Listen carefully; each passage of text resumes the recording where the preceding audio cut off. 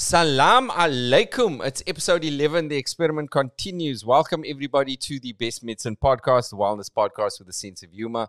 I am your host, Dr. Riaad Moosa. As usual, we're trying to solve problems, wellness problems on this podcast and have a laugh along the way. This podcast is special because I spoke to comedian Aamer Rahman. I've admired this brah forever.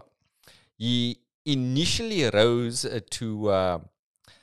to fame through this bit of comedic brilliance, a viral video called Reverse Racism. Take a listen. A lot of people don't like my comedy. A lot of white people don't like my comedy. A lot of white people say this to me. Hey, Aamer. Hey. You get on stage. You make your jokes about white people. You say white people this, white people that. What if I did something like that, huh? What if I got on stage and I said, yeah, black people are like this, Muslims are like that? You'd probably call me a racist, wouldn't you? And I say, yeah, I would. Yeah, you should never do that. That's bad for your health. They're like, well, you do that, Aamer. You do that. You get on stage. You make your jokes about white people. Don't you think that's a kind of racism? Don't you think that's dun dun dun? Reverse racism. I said, no, I don't think that's reverse racism. Not because I think reverse racism doesn't exist, right? If you ask some black and brown people, they'll tell you flat out, there is no such thing as reverse racism. I don't agree with that. I think there is such a thing as reverse racism.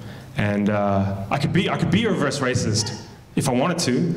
All I would need would be a time machine, right?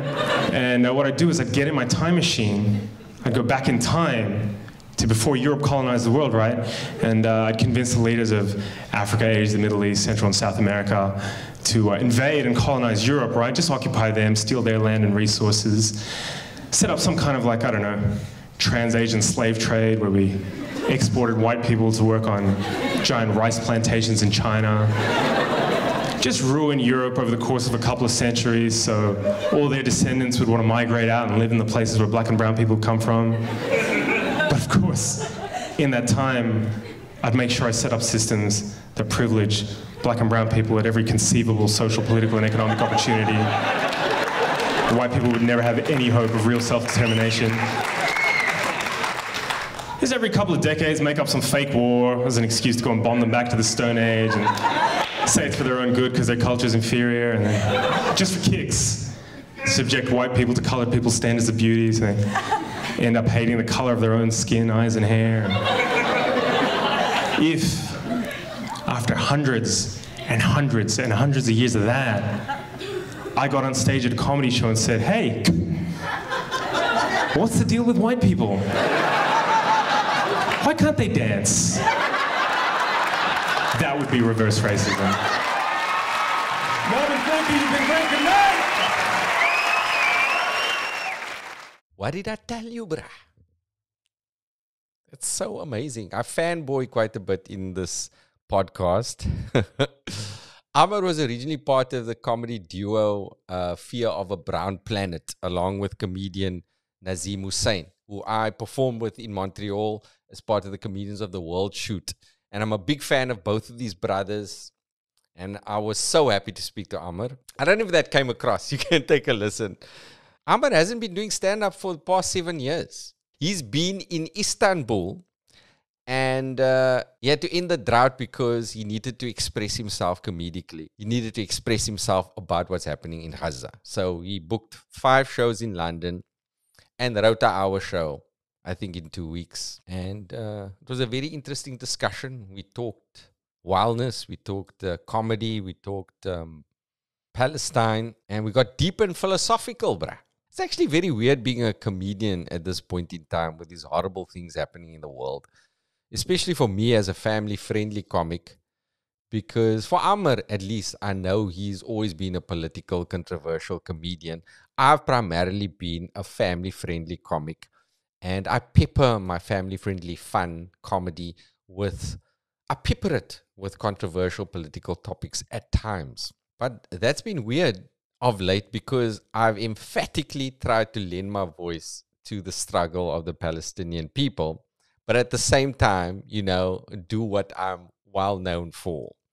And it's come across very strange on my Instagram page. I mean, just recently I was looking at my posts. My most recent post is like a Mother's Day promo. Then the next post is genocide. And then there's a fish curry competition because I've become a Lucky Star influencer. Yeah, I'm a Pilchards influencer, bruh. And then the following post is genocide again. And then there's a stand-up comedy in Dubai post. And then once again, a genocide. I don't have like a contiguous through line. At the moment, I have like, I think, what I would call a anti-Semitic fish curry on Mother's Day comedic genocidal awareness influencer persona. I don't even know what that is, bruh. But please enjoy this discussion with Aamer Rahman. For those who want to support the podcast, you can do so at patreon.com/Riaad Moosa. You get all my stand-up comedy content there, all the podcasts ad-free, behind-the-scenes footage. And you can support me if you are able to. Then I can actually pay someone to help me, put the podcast out more regularly. But please enjoy this discussion with the very intelligent and comedically talented Aamer Rahman. I met Tez Ilyas the end of last year, and I made him uncomfortable because I was like, another one of me. Because I don't have that here where I am. And I'm sure, I don't know, being in Istanbul. Yeah, I also don't and haven't for a long time, yeah. And I've almost longed for that, also retaining your Muslim identity and still engaging in this profession. A lot of the guys, they use the Muslim identity or the Arab identity for jokes, they're not really practicing. It's not like I am the most religious Muslim out there. I'm always been conservative in my behavior, but it's not just a punchline. Right, exactly. And I don't see a lot of guys and meet a lot of guys like that. It was a very enjoyable experience performing in the UK at the end of last year, because I've been stuck in South Africa, and I enjoy myself in South Africa. I appreciate my life here, and I've been overpopulating the earth with my kids, so I've chosen to be dad. And guys like Andrew Tate make me feel very bad, because he says, like, dad's not supposed to be at home. He's supposed to be a superhero. He's supposed to be a mystery, but I'm at home, Don't get me started on this, because that's a 10-episode podcast series I could do with you. So it's very, very nice to speak to you. So, okay, I'm going to start interrogating you. Okay, and I'm not going to ask you about your piece of comedic brilliance that launched you into all our radars, because I'm sure it's like, yeah, you're going to say that again, No, I mean, look, no one talks to me at all, so I don't mind. But why? That's number one. Okay, first of all, okay. Now, they say laughter is the best medicine, right? And there's a lot of truth to that. But here's just a broad question. You can tackle it in any way you want to tackle it. Is comedy, stand-up comedy, the best medicine? No. Okay. No. No. You're asking me, like, personally in my life, or comedy as an art form, or you do what you do, bro. When I started in comedy, we all started in a similar sort of time, early 2000s, and there was a real energy. It wasn't immediately after 9/11, but it was a few years after, and we were younger than the generation of people who had to respond to it as the community leaders. So we had a different approach, and we were less apologetic, and stand-up was kind of this new voice that we had to kind of make people laugh and educate them as well, which is great. But I think it kind of runs its course. You know what I mean? Like, it's limited in how far it can go. And for me, just to see comedy itself, kind of the space that it's taken up in the middle of all these debates, and to constantly hear comedians talk about how you know, how fearless you have to be a comedian, and only comedians think like this, and modern day philosophers. Bro, you know, like, it's just, when you've been in the green room with like so many comedians, I'm like, we're not like that, guys. We're not. Okay. Like, this is just myths that comedians have told about themselves. And it's like any other art. Like, there's a lot of other art. Comedy's not the only or the greatest art. There's film, there's music, there's, you know, there's other mediums of comedy. And they can all be good or bad or mainstream or, you know, subversive or whatever. But, you know, we just have there's this default kind of myth around comedy being like the last bastion of free speech, the most subversive way to speak. It's not, you know, and I've just gotten so tired of that over the last few years. Yes, although look here, your stand-up comedy seems to come from a place of really caring. You know, I don't know if you are able to be silly with your humor. I maybe I can give you my perspective. I'm generally a serious person, and I specifically use comedy not only as almost a forcing myself to play. It forces me, because otherwise I'd be like too serious. I'll be smiling all the time and people think I'm nice and happy, but in my brain, like I take everything seriously, and I care very deeply about things, which is why I think I also took a long time to find my comedy voice, and I haven't grabbed onto it yet. So, did you find comedy healing psychologically for you initially when you started? I think I found it enjoyable, and I liked the communal aspect of it, because when we started doing comedy as Fear of a Brown Planet, it was speaking, you know, for a very specific time, a very specific community that didn't have, you know, they were always the butt of the joke. So, you know, to be in rooms full of people enjoying something where you could kind of talk back to the people who'd been basically vilifying you in the news or in the media, you know, that was a great sort of phenomenon. Yes. I don't know that it healed. Maybe it did. Maybe it did. Yeah, I don't know what I would have been like without it. Right. So maybe, you know, it was a good outlet. So you still watch comedy, like a lot of comedy at them now? Mm. Oh, I watch it all the time. Okay, so you love comedy. You love comedy. No. I hate most of the comedy. Okay, yes, but you love good comedy and you search for it. Yes.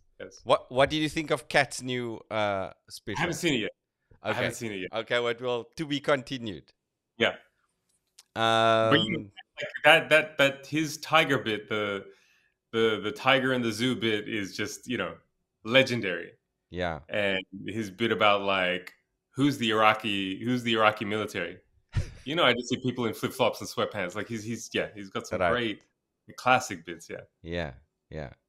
So you never actually felt like stand-up comedy is psychologically healing for you. But your material. No, I take that back. I mean, I was definitely channeling something for sure. Yes, for sure. I was saying the things that I felt like, you know, that we were all feeling, like me and my friends, the sentiments we were all feeling, the kind of things we wanted to be able to say. I definitely was channeling those things. So without that outlet, yeah, I'm sure it was good for me. It's interesting what you said about like your stand-up sort of genesis. We were also entering an era of just post 1994, which is the new South Africa. And that is my first experience with all races. So it's almost like pre-1994, I was in a so-called colored school in high school. And then when I went to med school, it's the first time I experienced like all the races and exposed to stand-up comedy. And all of a sudden I was performing with all these different races, and we all were unified in this love. And it was that time when it was Nelson Mandela. So everything was like positive and so on. You know? The honeymoon, the post-apartheid honeymoon period. Yeah, and it seems like that was a phase in the world. If I'm not, like, I mean, the 90s was a good time artistically.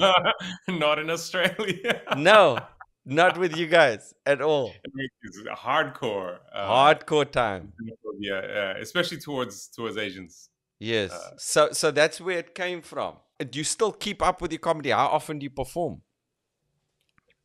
I mean, this last thing that I did in London was after my last tour was 7 years ago.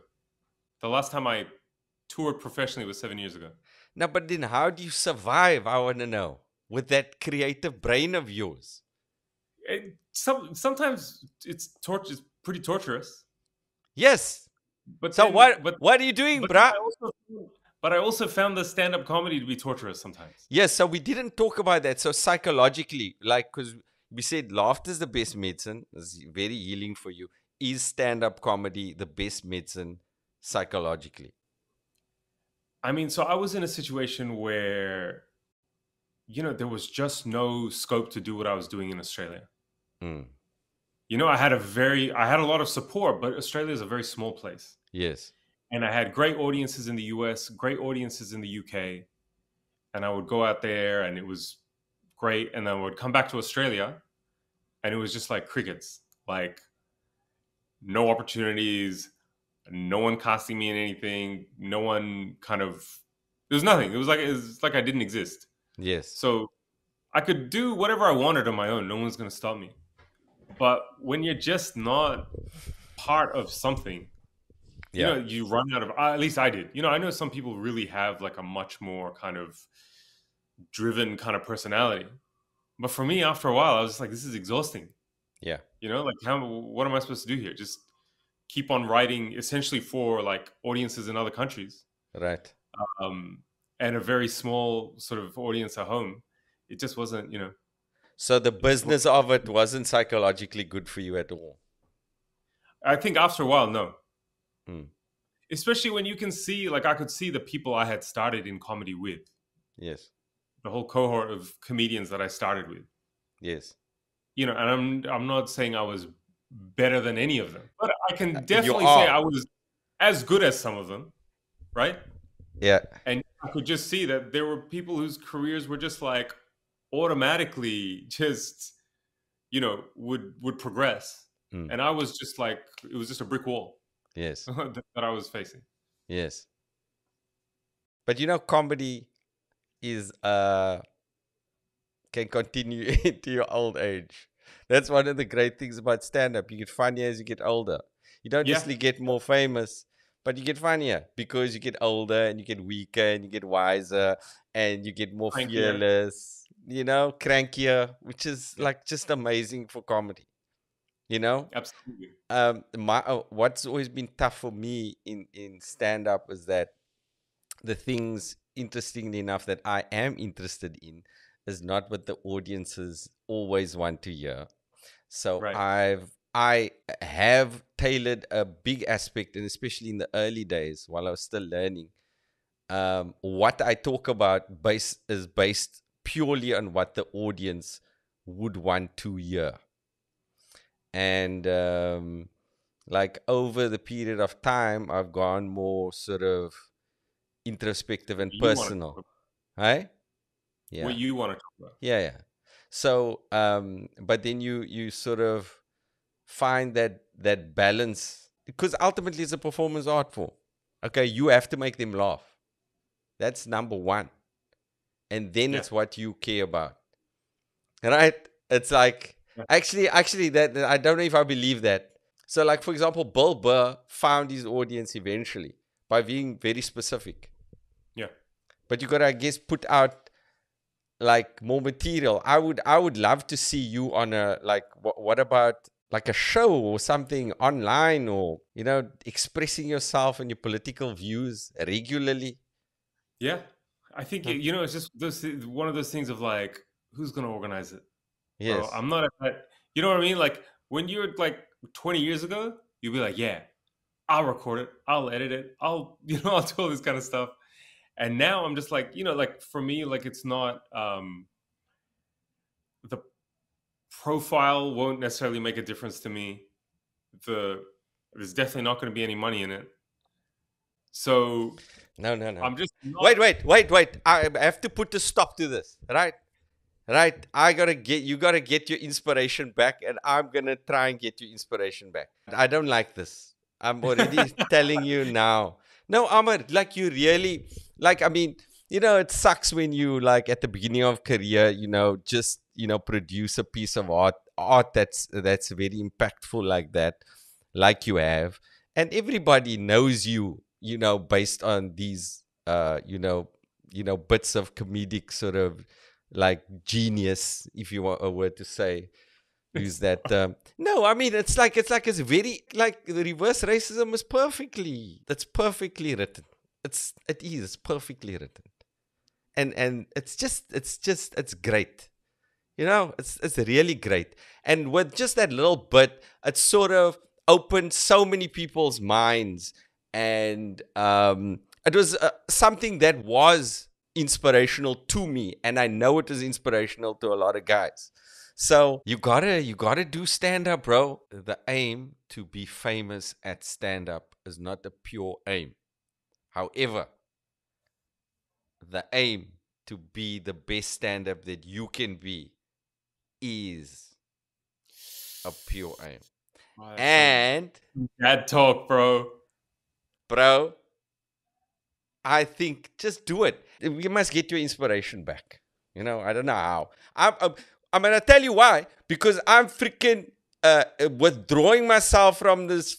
I don't want to swear, but the illusion of the West thinking that we are equal. I was under the impression that, okay, we do come from a colonial past and imperialism and apartheid and all of that. But, they're aiming towards human rights. We believe that everybody is equal, and we try and make the world like that.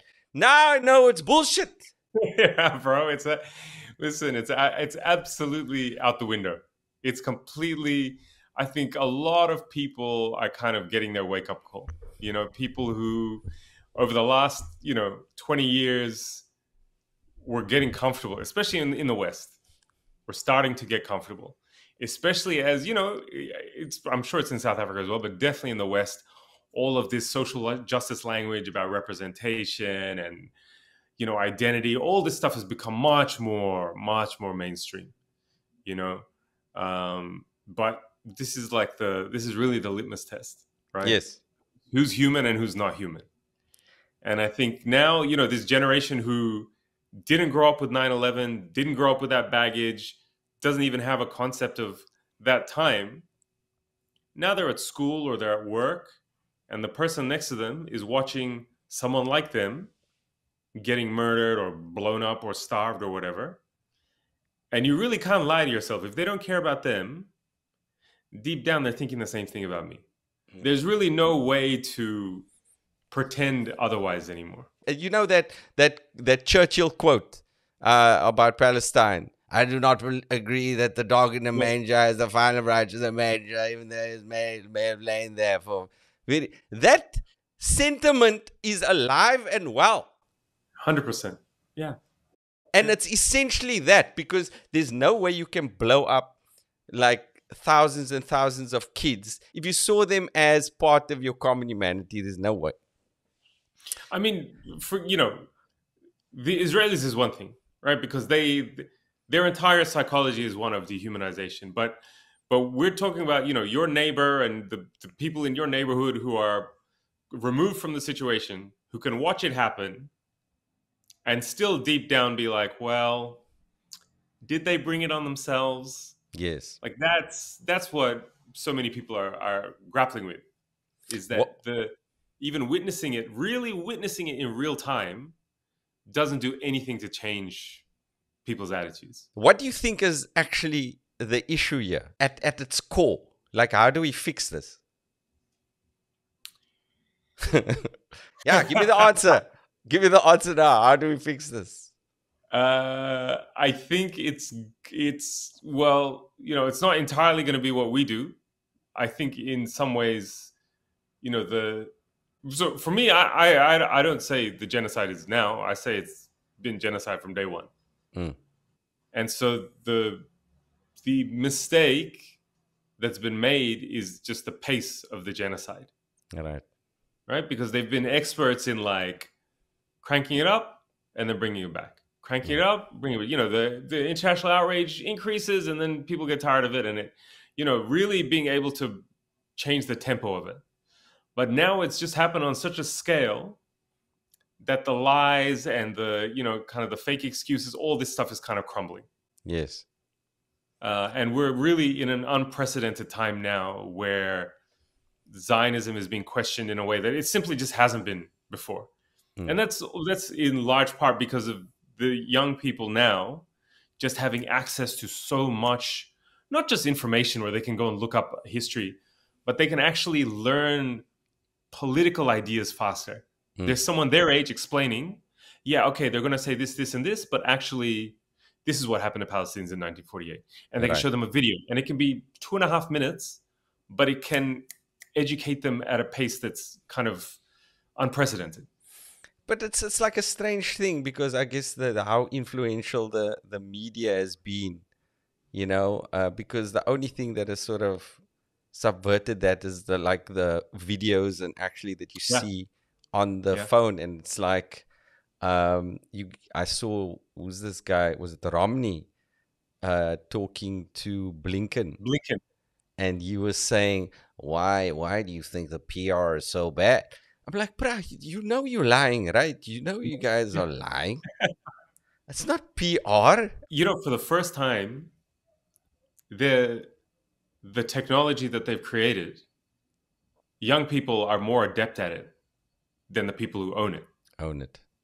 So it used to be very easy. It's very easy to control legacy media, radio, print, television, right? You can gatekeep it very easily. But now the tools are in the hands of the kids who don't trust you anymore. So they're really not prepared to deal with it in any way. It's kind of, the horse is bolted. I've always wondered what the actual fight is. So it's, there's this supremacist mindset, right? This Churchill mindset. And it's an old idea. The old idea is like we're stronger than you. We fucked you up. We'll fuck you up, right?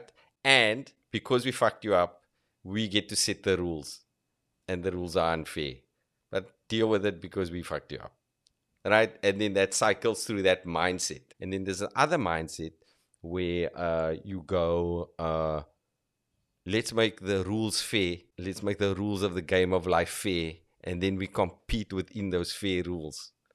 And I think that's sort of a battle going on, because people want to... Yeah, look, they're never going to come to the table willingly. Right? You know this from apartheid. Yes. They didn't change their minds. They were forced into a position where they had to concede. And you also know that post-apartheid, those ideas didn't go away. They didn't vanish overnight. They're still there. Alive and well. Truly alive and well. Yeah. So, that system needs to be brought to its knees by force. There's no negotiation. There's no way of convincing them. But so we have to disengage. Well, first of all, the first step is obviously we don't buy into it anymore. Yeah. Right? The biggest trap is when we're caught in that mindset to begin with. But certainly in the case of Palestine, the front line is Palestinians refusing to concede.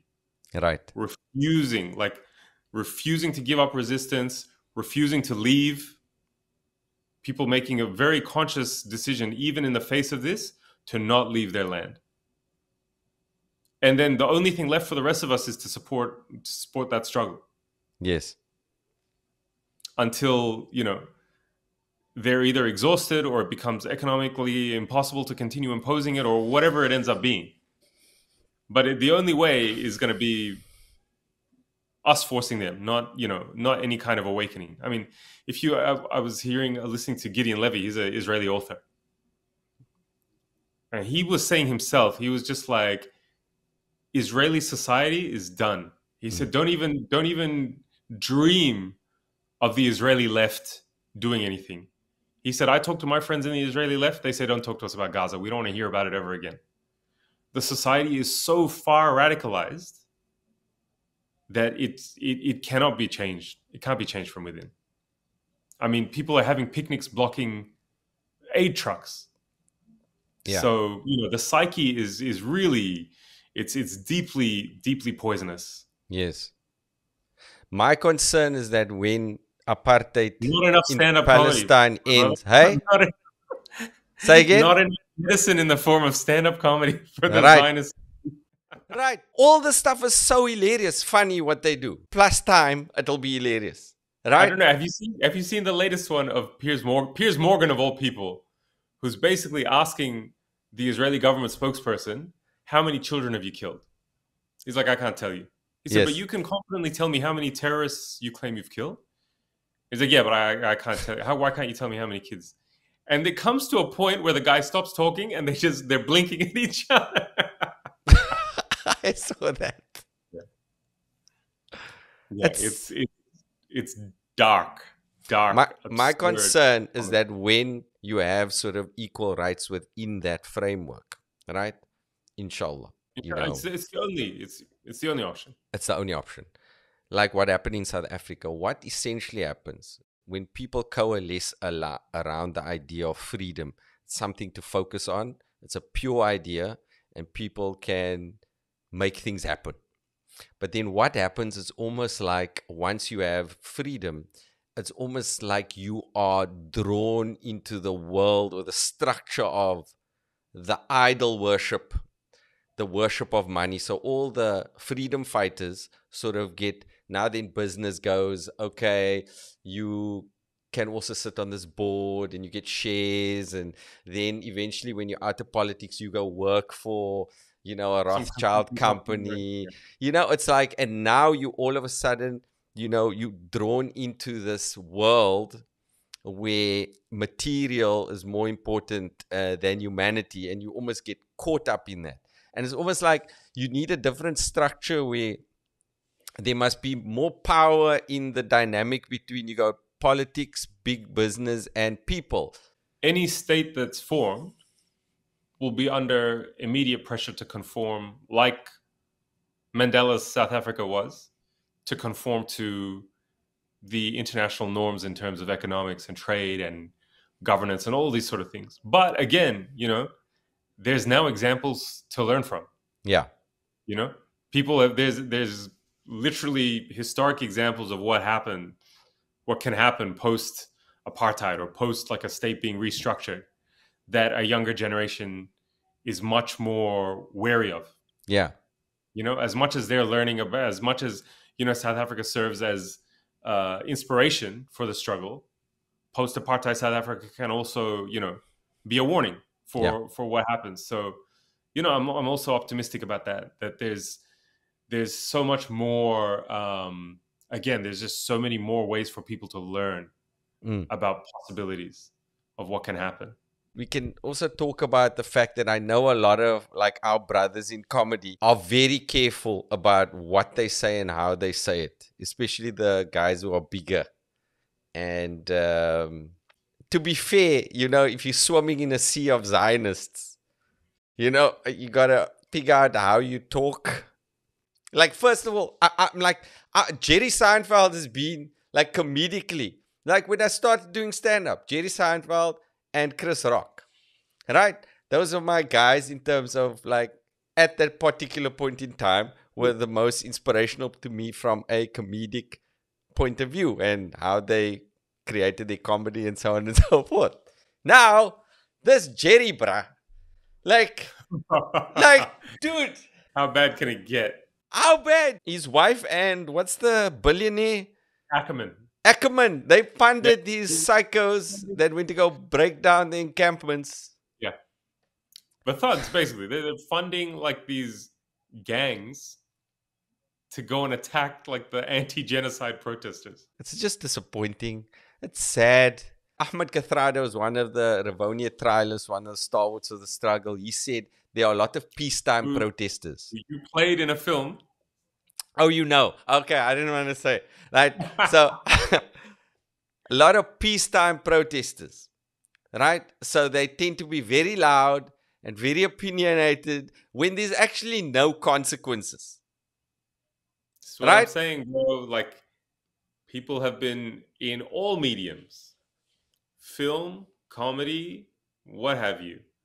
People have been very loud about Islamophobia Yeah. and racism Yes. and treatment of Muslims and this and that. And I'm like, this is quite a time for you to not be saying much. Quiet. And bro, honestly, I'm just like, you know, you hear about representation. I'm like, okay, well, it's time to represent, because I don't know what people are waiting for beyond this when they're gonna spend their chips. You know what I mean? Yes. Like, and not only like, you don't have any chips after this.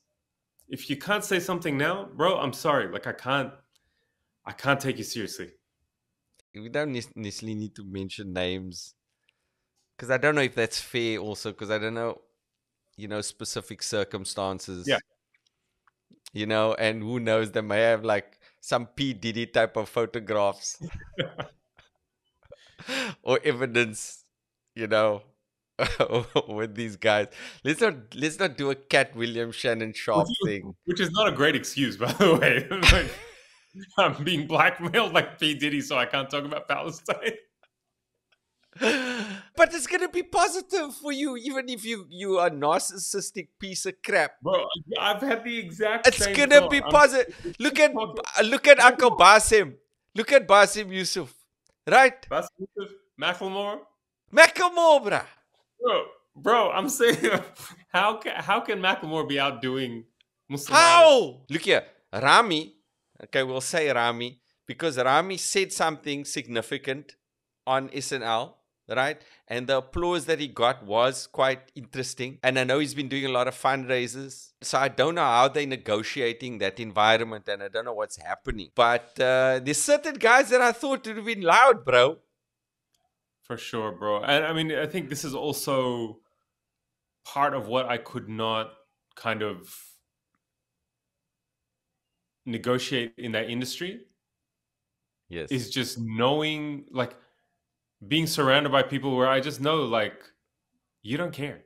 Right. Not even that you're gonna harm my career or anything, but I'm just like, no. The stuff that I talk about, you don't care, or you think it's a gimmick. Yeah. Bro, I can't like make small talk with you backstage and then go, like, I don't feel any kind of, it's, you know, or we're both comedians, so we're in something together. I don't know. That's not where my like allegiance is, you know? Yeah. I had a taste of it a little bit when I went to when I did Montreal, and it's sort of a palpable narcissism. It's like no one is looking at you, like, and they're talking to you, but they looking outward. Antenna is there? Yeah, bro. This is the other thing. Honestly, like, most comedians are weird, bro. Yeah. It's just not a normal. I'm a normal person. Yeah. It's a very, when you talk about mental health and all, it's an abnormal place. Right. Because look, performance, we all have egos, but it is going to attract narcissists. Just naturally, it is. Yes. And then the structure of the industry, which is so individualistic, you got to make it. Yeah. And you're 10 people with a microphone, you got to make it. That means these guys are not going to make it. So it's really like a dog eat dog, you know, even if it's not stated, yeah, exactly what you're saying. Like, it's kind of a passive aggressive sort of thing that no one's really happy for you, because your success in some way means that theirs is diminished. It's a weird game. It's just a really weird environment. And, you know, yeah, it's not healthy. It's not healthy. The structure of what we have here in Cape Town is very different from my experience. So I feel it's, of all the art forms, it's the healthiest for the ego, because it's the only art form where you have to go to the bottom, stay at the bottom in order to still connect. Yeah. With the audience. Like musicians, they can coast on art they did, I don't know how many years ago or whatever, right? Whereas a comedian still has to go to the little comedy club where they started, and they actually like that the most because they connect with the people. Definitely. So then your ego is kept in check more than any other art form. However, right? I know by experiencing what happens in these like saturated markets, going to New York and I guess also being in Montreal, you feel this, this ugliness. I don't know if it's like the true like idol worship, what that is. It's a worship of the self. Because I always wondered why. Idol worship was so like bad, like Yeah. specifically. Like what's the deeper meaning behind idol worship? Why did like the Sure. Nabi Muhammad sallallahu alaihi wasallam preach oneness for 10 years before he spoke about the specifics of the religion? The idol worship is very bad. It's horribly bad and wrong because you are worshiping that which you have created. And you are, in a sense, worshiping your own ability to create. You're worshiping yourself. And it a lot of time involves arrogance and pride. Whereas worshiping oneness, right? You have to humble yourself. Yeah, I was thinking about this recently, bro. Like, I haven't really seen success be that great for many people. Right. For whatever reason. Right. But it just hasn't actually translated into something great for most people. And this is not just like a No, you mean oh, I hear about. So this is the people that I know, or I know through people, and it just doesn't really seem to bring about any kind of contentment or happiness. no, it won't. When you don't have it, it's easy to convince yourself that it might. Yes. But it's kind of a privilege in a way to be able to stand behind the curtain to really see what happens to people and how it affects them.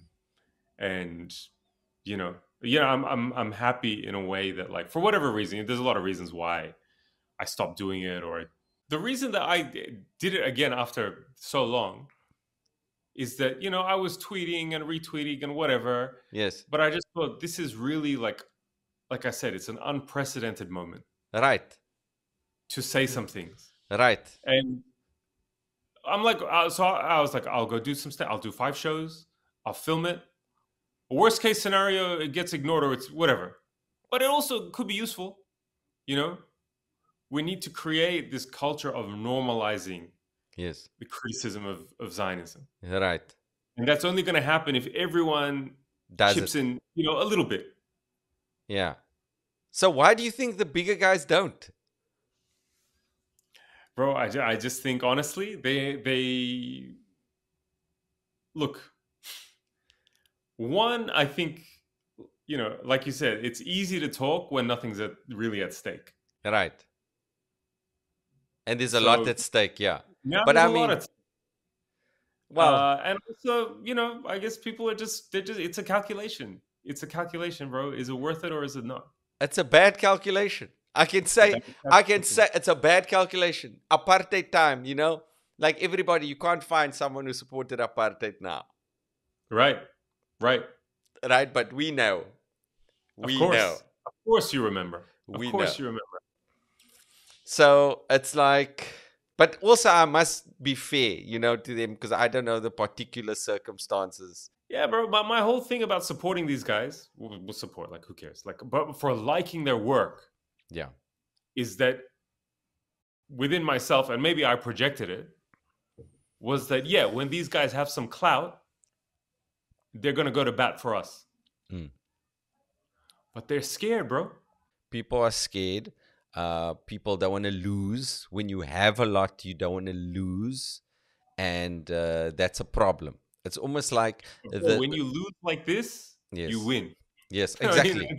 Exactly. I feel like such a Friday khutbah thing, but like, bro, like you're just waiting for them to speak, and we'll like follow you in mass, and support you in mass. I'm saying, bro, the level of support they would get, because people are not willing to tolerate this shit anymore.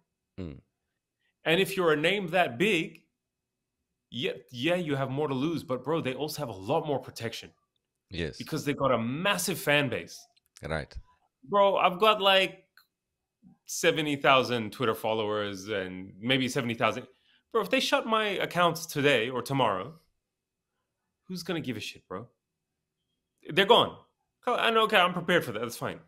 They can't do that easily to them. Mm, No way. mm. No way.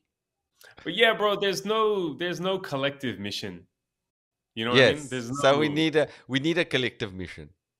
I think Bro, so. I'll tell you who the realest guy is, bro. Is Guz. Guys, yeah. Without a doubt. Bro, Yeah. this guy is he if you take this from him tomorrow, he'll say alhamdulillah and walk away. Yeah. And bro, mashallah, bro, he is truly the most successful. Yeah. Honestly. Mm.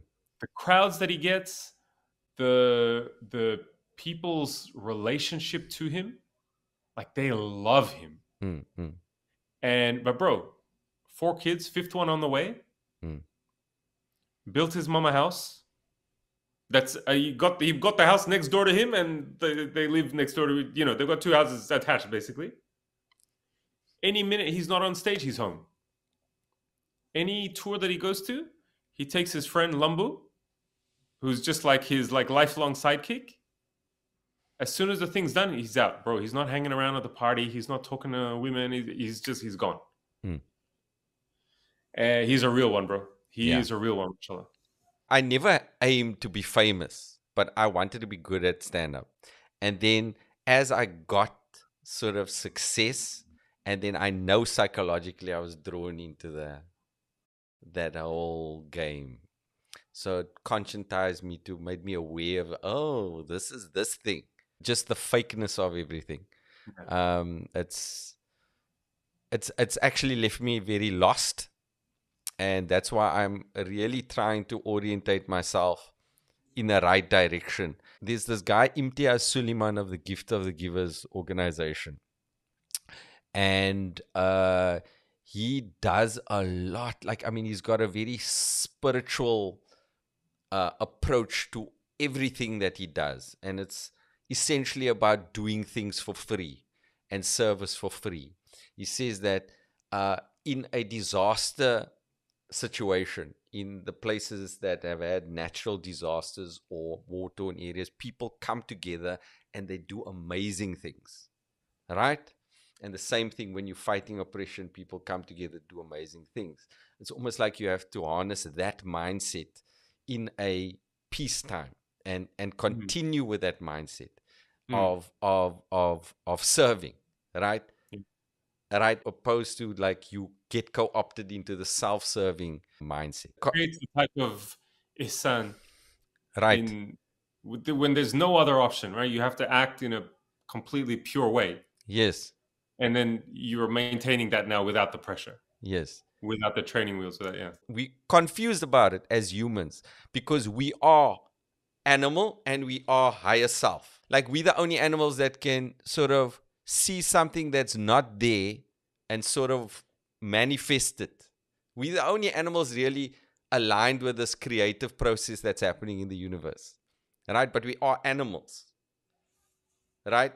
So it's like this creative process must be aligned with something that is good, because the animal self will be survival of the fittest, and it'll be me, and it's actually going to destroy us. Whereas what's going to help us like move on and move forward is this: we figure out a way to act as one, and that requires all of us to sort of look at the other and, I have to be able to exist with this person, in harmony. Right? And if we can do that, we'll actually, and that's how we beat the other species, apparently, our ability to cooperate, right? Not just our intelligence. My whole new show is going to be about this, right? Is it a show or is it it's called, no. What's the point? That's that. With brothers and sisters, please. No, listen. No, but I just have to put jokes in here. That's all I have to do. But I got a lot to say. Like, what's the point? Like, let's say tomorrow the earth disappears. Just, it's like, just gone now. Everything destroyed. What is the point? Like, I mean, now, do you have an answer for me, my brother? Do you? I have What? the Muslim answer for you: So what is the point? to worship Allah. Okay, so to worship Allah. Okay, so now, so what does that mean? So if you just think about, so we're not here. Okay, what was the meaning of it? Now, but the point is, we are here, right? So I am here, and you are here, and I can either treat you like shit, or I can treat you well. So the only meaning in life, real meaning, exists between this interaction between you and me. That's the fact that we are here. I'm here, you here, and in between us, there's some sort of vibe. It can either be a good vibe or a bad vibe, right? So that's the only real meaning that exists, and that's the meaning that actually creates happiness. Because there's this study, Harvard study, 1938. It started. It's the longest study on happiness. It followed like these Ivy League, Harvard people, and also people from the lower socioeconomic areas of Boston, right? Measured happiness. And they found at the end of their lives, it's still continuing today, they find that the best measure of happiness was not material achievements or anything of that nature. It was the state of people's relationships at the end of their lives. You know, and I think we are learning. Yes, humanity. Because the system that you're talking about, you know, this money, capital-oriented system, its entire purpose is to rob your humanity and to reduce you to whatever you can produce or not produce and put a value on you that way. And that thing that you said, which is sacred, how human beings interact and treat each other based on, you know, their allegiance to higher power, in that system is worthless. It has zero value. It's a hindrance because it gets in the way of the kind of relationships that it is trying to impose. Bro, are you becoming an Andrew Tate? Is that what's going on? Why? You're lifting weights? You No, got the podcast set up? You're going to start telling people they need to be high-value males? Yes. I want to call my wife a bitch. That's what I want. No, you see, this is what like, my wife will tell me, I listen. Like I try and be a good guy to a fault, which is like, I don't know if it's like with Will Smith and all of that, it messed with me. Like really, like, I mean, what happened over there? You know, am I doing that? You know, as in, like, are you going to just flip out one day after one day? Yes, you know, I mean, like, there's so many things that's going on internally. Like, I listen to Andrew Tate and I go, okay, I understand certain perspectives. And part of my next one is also going, I want to, like, sort of have, you know, my Andrew Tate in me. In your head. Right. I want to sort of bring that out in the comedy, you know, and then maybe juxtapose that with my, whooped husband, bicharo kind of the individual persona. Yeah. Like, my kids don't respect me, bruh. They love me. Bro, they love me. Bro, do they just think you're like a big guy who's their friend? They're not scared of me. Bro, the element of fear is gone, bro. Is gone. And when that doesn't exist, it's a different game, bro. It's a different game. When your kids call you bro, it's a different game, bro. It's a different game. Can you imagine calling your dad bro or bruh? So there's a premise. Bro, there we know. So now you can work on that. I haven't heard you do material like that. You can do that also. I have a little bit. Yeah, but don't just do some clever argument where you change lives and stuff. Do some stupid, relatable shit. Okay? That's what I'm telling you. So that was my chat with Aamer Rahman, the amazing Aamer Rahman. Brilliant guy. Really enjoyed the conversation. Hope to do it again in the future, inshallah. And please follow Aamer Rahman on @AamerRahman on Instagram. I'm going to make that guy do more comedy. Mark my words. This is a project of mine. Inshallah. Please, guys, support the podcast on patreon.com/Riaad Moosa. Or go watch stand-up comedy if you're seeing this on YouTube. I'm sure there are videos all over. Watch our stand-up. Aamer Rahman stand-up, my stand-up. Also, podcast discussions.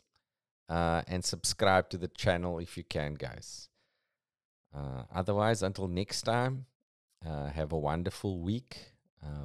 Assalamu alaikum. The experiment continues.